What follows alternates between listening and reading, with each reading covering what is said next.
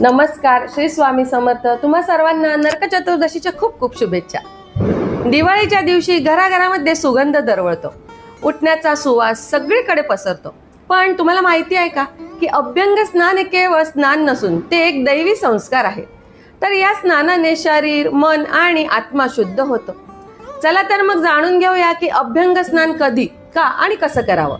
तर दिवाळीच्या दिवशी म्हणजे नरक चतुर्दशीच्या दिवशी म्हणजेच अश्विन कृष्ण चतुर्दशीला पहाटे ब्रह्ममुहूर्तावर अभ्यंग स्नान करण्याची परंपरा आहे. या दिवशी केलेलं स्नान पाप, रोग आणि दुर्भाग्य दूर करतो. प्राचीन काळी असुर नरकासुराचा वध श्रीकृष्णाने ह्याच दिवशी केला होता. तर त्या आनंदामध्ये लोकांनी उटणे लावून स्नान केलं आणि तेव्हापासून या दिवशी अभ्यंग स्नानाची प्रथा सुरू झाली. उटणे, सुगंधी तेल, हळद, चंदन यांचा वापर करून स्नान केल्यास शरीरातील दोष नष्ट होतात, त्वचेचं तेज वाढतं आणि आयुष्य वाढतं असं शास्त्र सांगतं.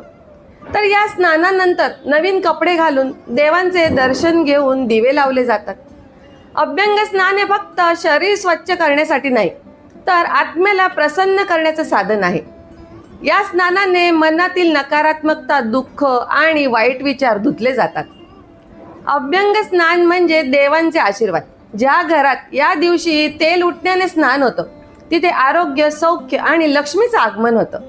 तर या दिवाळीत तुम्ही अभ्यंग स्नान करा. फक्त शरीर नव्हे तर मनही शुद्ध करा. शुभ दीपावली.